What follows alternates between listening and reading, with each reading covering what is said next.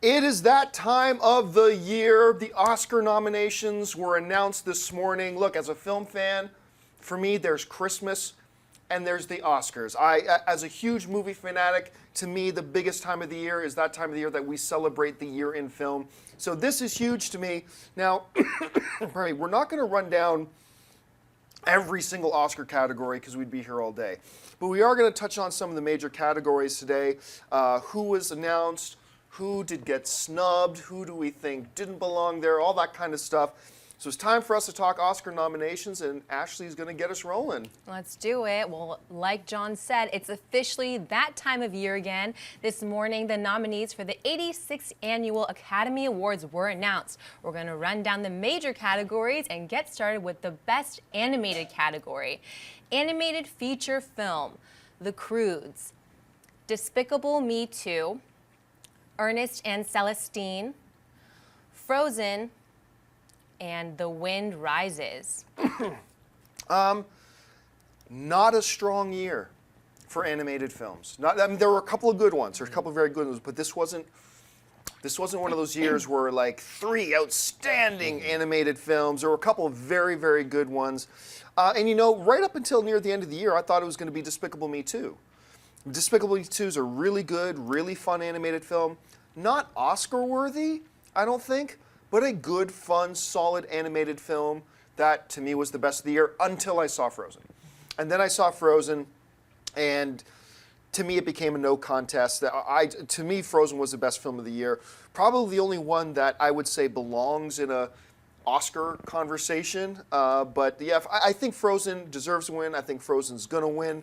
Not a lot of surprises here, but not a very stacked category this year anyway, Dennis. Not a strong year. I think Frozen's going to win as well. I didn't like it as much as you and the other critics. I enjoyed it, but I actually liked Despicable Me 2 better, but also still not strong year. What's interesting is the absence of Pixar's Monster University. Yes. Wow. Which I think may be a backlash from last year, having Brave win, I thought, over a much superior Wreck-It Ralph. Yeah, agreed. You know what's funny? That we're not mentioning Miyazaki's The Wind Rises. Yeah. But I mean, it was very, very good. I think it's supposed to be his last film. They always say that. But yeah, but they always say that, and I still think Frozen. You still think Despicable Me too. So that's our thought on the animated feature. What's next? Well, I want to say I think Frozen as well too. I think it helped Disney appeal to a larger audience with that dramatic twist that the prince didn't really love her. I'm gonna give you a little spoiler there by accident, but I loved it. I thought it was super dramatic, but I'm so charming. Also missing Monsters University too. I like that too. I think I just liked the first one a lot, so it really influenced me to like the second one as well. But anyways, moving on. Best Original Screenplay. American Hustle, Blue Jasmine, Dallas Buyers Club, Her, and Nebraska. Really nice category this year. There's some really good work in there. I gave serious thought for me, thinking maybe Her. I mean, Spike Jonze, it's such an insightful and creative and original and timely screenplay. Just dynamite, really good. For me, though, it goes to Dallas Buyers Club. It's a brave screenplay. It was written for actors. It's just perfect, and it was perfectly executed as well. I think Dallas Buyers Club is going to win, but I do think, seriously, American Hustle, Spike Jonze for Her, it's going to be really, really tight. Just by the bare of the skin of its teeth, I'm going to say but Dallas Buyers Club. What do you think? I think Dallas Buyers Club as well. Her, I really like the movie. I do think that it's weird. Spike Jonze is kind of pitted against his other partner, Charlie Kaufman. Right. And so you always compare, and I don't think his writing is as strong, even though I really like the movie. So I think that's what he has going against him. All right, let's move on to the next category. Best Adapted Screenplay. Before Midnight, Captain Phillips, Philomena, 12 Years a Slave, and The Wolf of Wall Street. I said this since I saw it. I think the 12 Years a Slave is going to win this. The book was fantastic. I finally got around to reading the book. The screenplay, just breathtaking as you're watching it. This, once again, very solid, really strong, very good category this year. All the screenplays here. I'm a little bit surprised to see Before Midnight in there. Although it's a great film, I didn't think it would get a nod for Best Adapted Screenplay. But I'm very happy to see it in there. But I think 12 Years a Slave, it's a award to lose. Yeah, I think in this category compared to the original screenplay, this one, 12 Years, is much more favored than like the other one. The other one, if any of those win, it won't be a big surprise. But this one, I think 12 Years is going to win. I think Wolf of Wall Street has too much controversy behind the movie that it's not going to win. I agree. All right, let's move on to the next category. Best Actress in a Supporting Role, Sally Hawkins, Blue Jasmine. Jennifer Lawrence, American Hustle. Lupita Nyong'o, 12 Years a Slave. Julia Roberts, August Osage County. And June Squibb, Nebraska. Jennifer Lawrence is going to win this award, and she shouldn't. And you know, the funny thing is, I think she was very good in this movie. She's very good in this movie, and I have no problem with her being nominated for this award. And she's going to win it, and I don't think she should. Honestly, and no one else is going to agree with me about this, I honestly thought Julia Roberts in August Osage County, I thought that might have been the best performance of her career. And I actually would give the award to her. I don't even know if she's going to come in the top 4 in the votings, to be honest. But I think Jennifer Lawrence is probably going to win this one. I haven't seen August Osage County yet, so that's on my list, that and Philomena. Yeah, I think Jennifer Lawrence is probably favored to win, and she's probably going to win. I would go, maybe there's an outside chance that Lupita Nyong'o has a chance. Just 'cause she's kind of the sexy choice. Yeah, 12 Years is, I think going to do very well this year, and I think maybe she might win that one. Agreed. Okay, what's next? Best Actor in a Supporting Role, Farhad Abdi, Captain Phillips. Bradley Cooper, American Hustle. Michael Fassbender, 12 Years a Slave. Jonah Hill, The Wolf of Wall Street. And Jared Leto, Dallas Buyers Club. In none of the categories we have talked about so far do I think there has been a snub. Because snub is a very strong word. Because snub suggests not just, well, this person could have been nominated. It suggests it is outrageous that this person is not nominated instead of so-and-so. Jonah Hill does not belong on this list. He doesn't. I remember watching the film. One of the weaknesses I thought of Wolf of Wall Street, which I loved. I loved the film. But I thought one of the weaknesses was the Jonah Hill character just came across as a consummate idiot the whole time. I never saw one redeeming spark of intelligence or creativity or anything redeemable about the character. He was just a buffoon idiot in the film. And played that way by Jonah Hill. Jonah Hill failed to me to bring anything other than that to the character, to give it any other dimension to it. I think Jonah Hill is turning into a terrific actor. I really do. But the fact that he is nominated for Best Supporting Actor instead of Daniel Bruhl from Rush, that to me is a snub. I thought Daniel Bruhl deserves to be on this list, and I absolutely don't think Jonah Hill belongs on the list at all. But it's dollars and dimes because Jared Leto is going to win this award. He's going to win this award, and he deserves to win this award. Like the 12 Years a Slave, I think Farhad Abdi is going to be a sexy choice, a sexy outside pick, but I do think it's going to be Jared Leto. I think out of all of it, Jared Leto, out of all the categories, Jared Leto's Best Supporting is probably the biggest lock. It's probably the closest thing we can say to a lock this year. Yeah. Jonah Hill, it was surprising, especially because he wasn't on the Golden Globes list. Oh, yeah, that's right. He wasn't on there. I really liked him in the movie.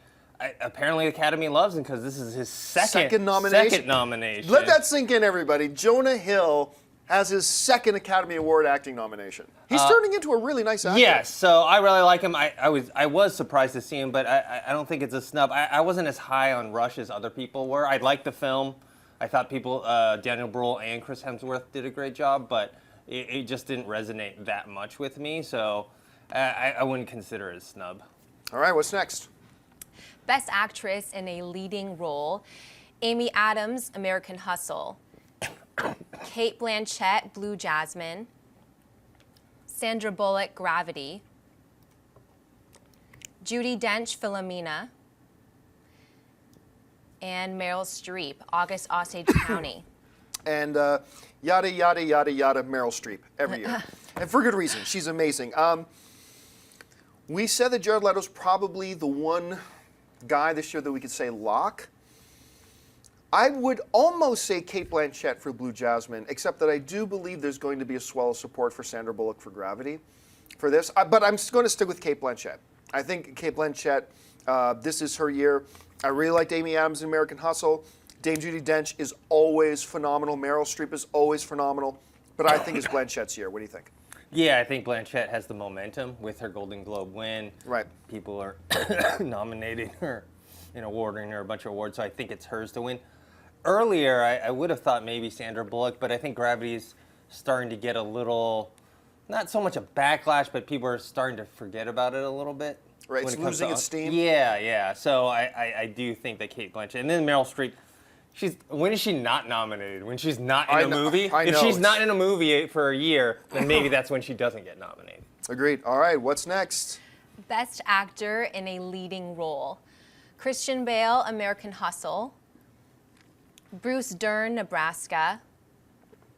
Leonardo DiCaprio, The Wolf of Wall Street. Chiwetel Ejiofor, 12 Years a Slave.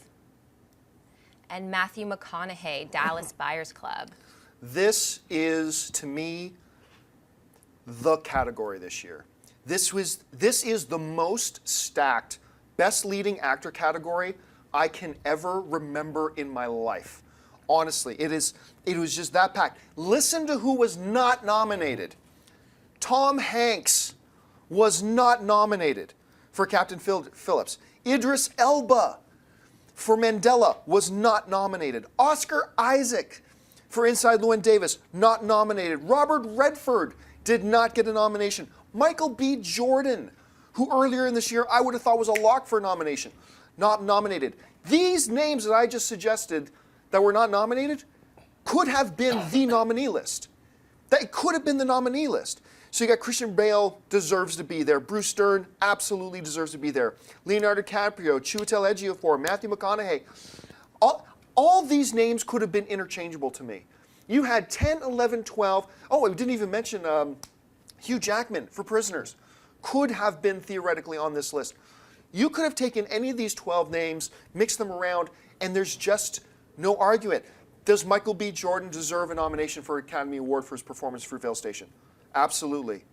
But can you make an honest argument that such and such who is on the list should definitely be booted out?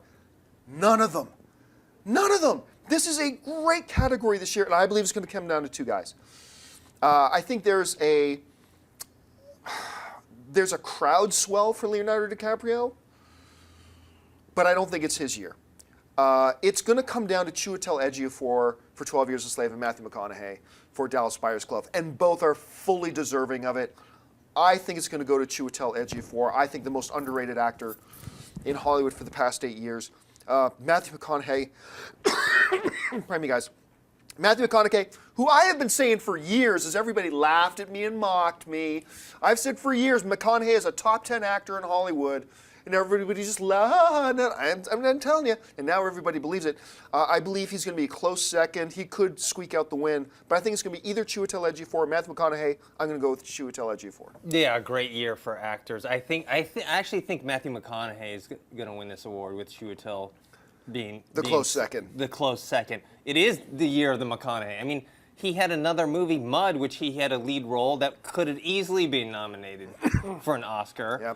Yep. He had a scene stealing 15 minutes in Wolf of Wall Street. Stole. Just owned the screen when he was there. And I don't know if you've seen it yet, but he just had that HBO miniseries come out, True Detective, with Woody Harrelson. I got to tell you, I didn't like it. Really? Oh, At least the first episode. I'm going to give it more of a chance. I loved it. And so I'm just thinking he's having a banner year. I think it's really his year.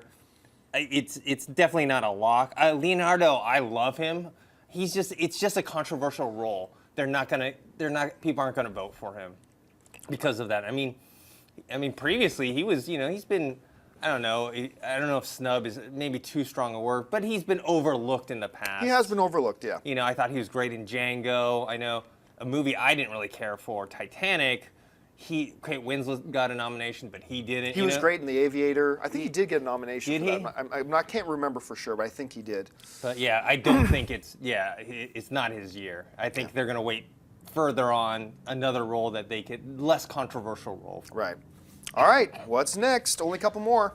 Best Director, David O. Russell, American Hustle. Alfonso Cuarón, Gravity. Alexander Payne, Nebraska. Steve McQueen, 12 Years a Slave. And Martin Scorsese, The Wolf of Wall Street. Very impressive category. I think it's going to come down to one of two guys. I think it's either going to be Alfonso Cuarón for Gravity. Look, when you take a movie that is most of the time it's just one person in the movie, and you have to tell a story, a compelling story visually with your one actor, that is a directing feat. So I think it's either going to be him or I think it's going to be Steve McQueen for 12 Years a Slave. I think it's probably going to be Steve McQueen. But this should be pointed out. In 30 years, no director, and I always say that I believe the director has lots of responsibilities, but the primary responsibility of the director is to get the best performance out of their actors for the movie as possible. Getting the best performance out of their actors for the movie as possible. That is the first and primary, I believe, responsibility of the director. In 30 years, no director in the last 30 years has had an actor from their movie in every one of the acting categories. Best actor, best actress, best supporting actor, best supporting actress. Until last year, when David O. Russell did it with Silver Linings Playbook. He had best actor, Bradley Cooper. He had the best actress, best supporting actress, best supporting actor. And then again this year, David O. Russell again for American Hustle. He's got actors in best actor, best actress, best supporting actor, best supporting actress. That is an astonishing feat. Astonishing. And you know now that A-list talent, if they weren't doing it already, A-list talent in Hollywood are going to be lining up to work with David O. Russell for the next couple of years. And that has just got to be recognized. And the reason I point out so much is because I don't believe he has a snowball's chance in hell of actually winning the award. But what a feat. It needs to be recognized and honored what this guy has done 2 years in a row, something that hasn't been done in 30 years. Outstanding, but I do believe it's going to be Steve McQueen for 12 Years a Slave. I'm going to go with Alfonso Cuarón. I think just the technical feat that is Gravity Incredible. that he pulled off. Yeah. I think that's going to get Academy Award voters. I do think Steve McQueen is the second choice. Again, with Martin Scorsese and Wolf of Wall Street, you know, he doesn't shy away from controversial subject matter, and right. I don't think he's going to get the vote. Nebraska. Nebraska's getting a lot of love. A lot of love from us, yeah. Surprising, you know, because Inside Llewyn Davis by the Coen brothers kind of not got snubbed, but it didn't really get any nominations in any of the major categories, even like original screenplay. Yeah. So that's interesting. You know, Coen brothers are Oscar winners, and I guess people weren't really feeling that movie. But I feel like, and I've been saying this since they've opened up the Best Picture nominations to, what is it, at least 5, up to 10? Maximum 10. This year it's 9. This year it's 9.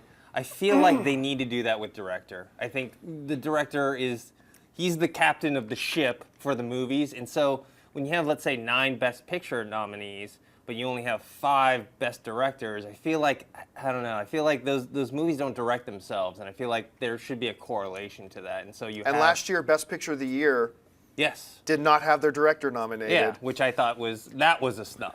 Yeah, that was a clear snub. I mean, last year, Ben Affleck not getting nominated for Best Director was the clearest of snubs because every other awards body, the Directors Guild of America, the Golden Globes, the Broadcast Film Critics Society, all the major critic bodies, Ben Affleck won Best Director in every major awards ceremony that year, but didn't get the nomination for the Oscar. And his film that he directed won Best Picture.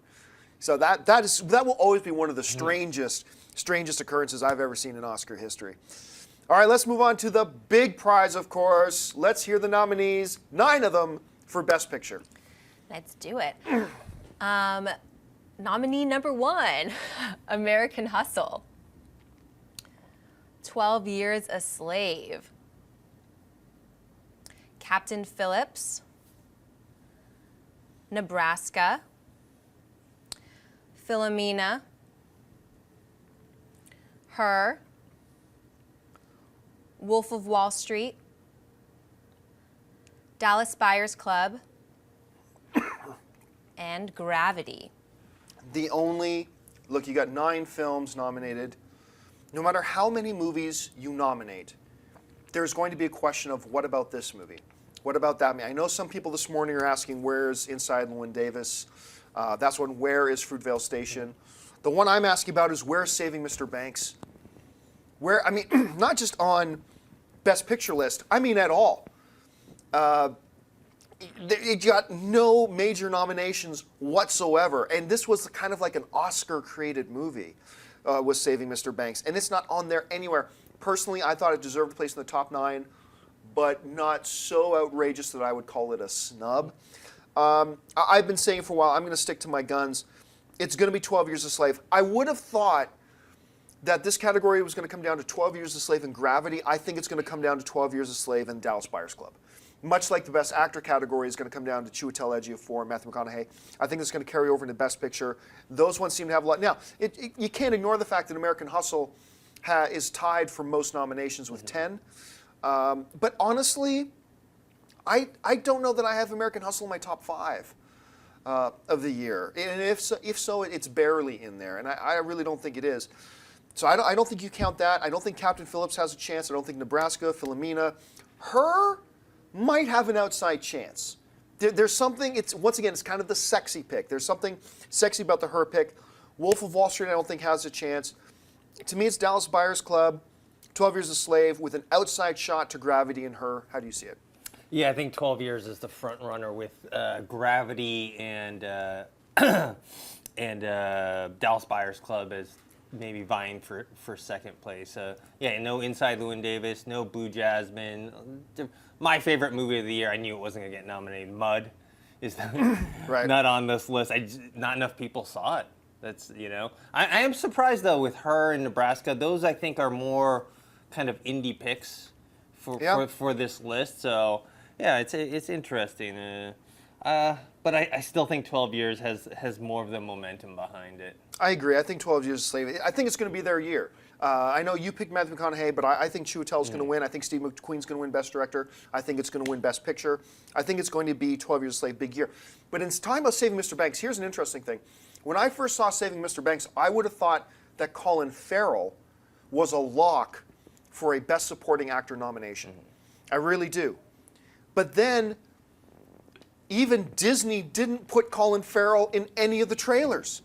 You go into watching Save Mr. Banks, and you'll be shocked to find out that Colin Farrell's in the movie, because he's not even in the commercials whatsoever. And he's in the movie more than Tom Hanks is. And so that kind of sealed it. I mean, when Disney didn't even believe in Colin Farrell in the movie, you knew the Academy wasn't going to. But I think that was kind of a sad miss for that one.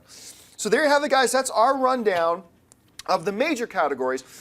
Now, in talking about snubs, though, and like I said, I think snub is really hard to use. I think that's a word we use too loosely. But there was a very odd category. And that odd category is Best Visual Effects. Because while the visual effects in The Lone Ranger aren't that bad, and by the way, folks, in case you're keeping score, The Lone Ranger has 2 Academy Award nominations. Granted, it's just for makeup and visual effects, just the window dressing. But Lone Ranger gets an Academy Award nomination for Best Visual Effects. I come from a visual effects background. Not nominated for a Visual Effects Award, The Hobbit was not nominated for Best Visual Effects. Man of Steel was not nominated for Best Visual Effects.